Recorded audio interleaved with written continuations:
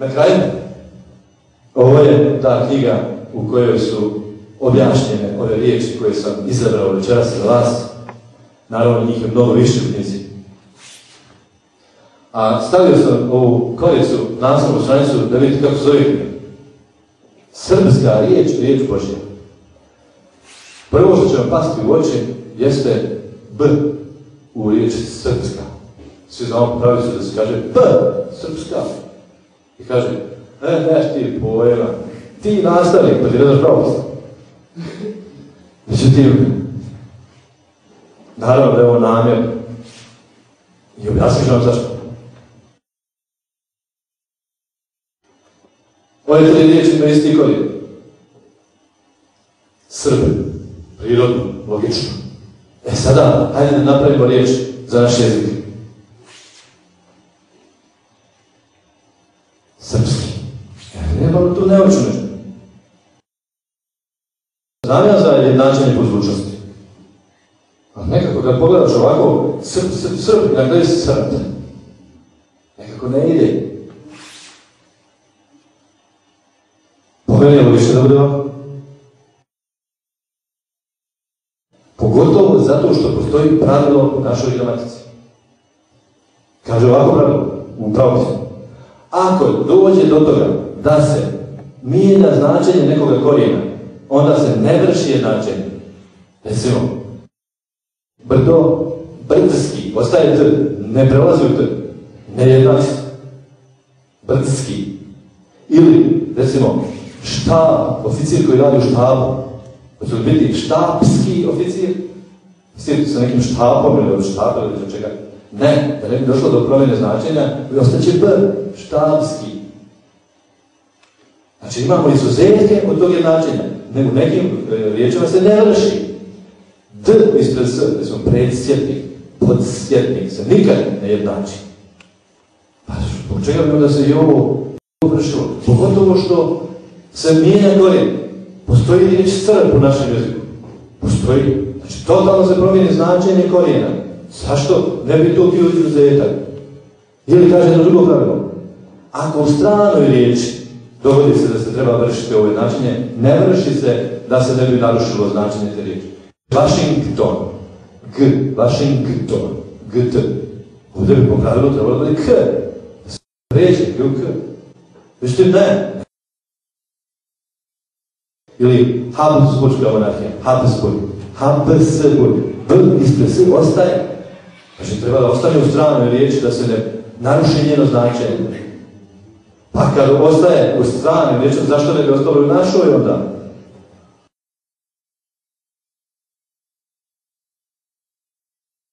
Ovako bi ja to jednostavno izgledam.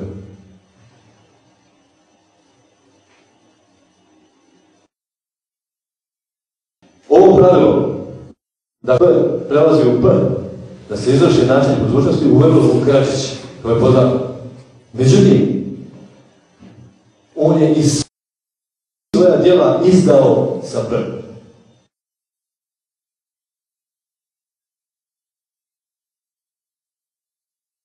Tek nakon ovih godina, i to pod utjecajem onoga čovjeka koji mu je pomagao, znate, to je bio Jernej Kopitar, Slovenac koji je u stvari bio austrijski službenik Austro-Ugarske monarhije, zadužen za južne Slovene i za ta kulturna dešavanja. I po njegovom nagovoru Vuk uvodi pravilo da se pređe u P. Zašto je njemu bilo stalo? On ima veze sa našim imenom. Ali, da ne ulazimo u dubine, očito da je imao neki motiv. Pogotovo što je u to vrijeme jedan drugi čovjek, jedan značajan književnik iz tog doba, monah pravoslavni, Lukijan Mušicki se zvao, pisao Vuku i kaže: pazi ako uvedeš pravilo da se izvrši jednačenje po zvučnosti, pazi da ostane B u riječi srpski, a piše na njegovo pismo. Je upozorio na to, nemoj da mijenjaš B. Međutim, stvari su se kasnije drugčije odvijale i sad imamo tu situaciju. Međutim, jučer sam probao, recimo, u internetu ukucajte riječi srpski za B i već se otvara, ja mislim, oko 40 i nešto hiljada stranica. Ne samo da pojedinci koriste B u našem narodu. Ima nekoliko udruženja ljudi koji se bore da se uvede ovo pravilo, da kaže da bude i to izuzetak, ako ne da bude jedino pravilo B, a ono barem da bude ravnopravno s onim B, da kaže ko hoće B, ne kaže nek piše B, ako hoće B, nek piše B. To bi bilo neko ljudsko pravo, jel, ovih, a na sva nam zvone ljudska prava.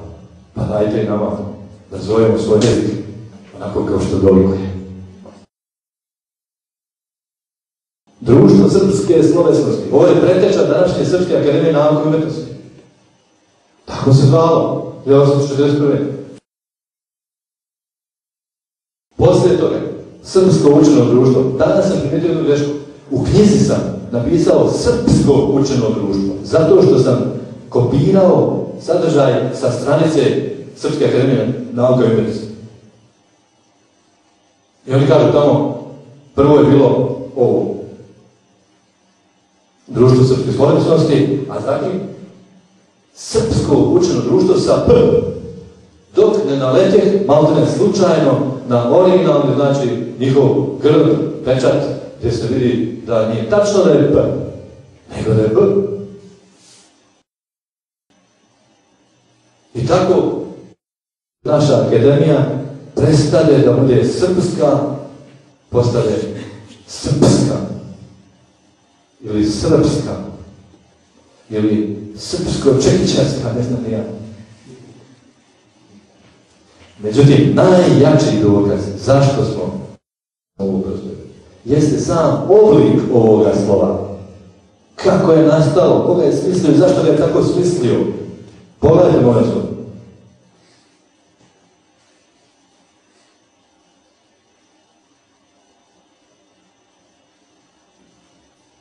Slovo B načinjeno je od O i G.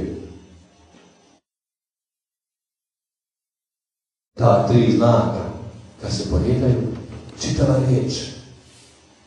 Koja riječ? Najveća riječ u ovome kosmosu. Bog u samome B. Čitava riječ. Jedno slovo, tri slova. Jedno slovo, jedan pojam.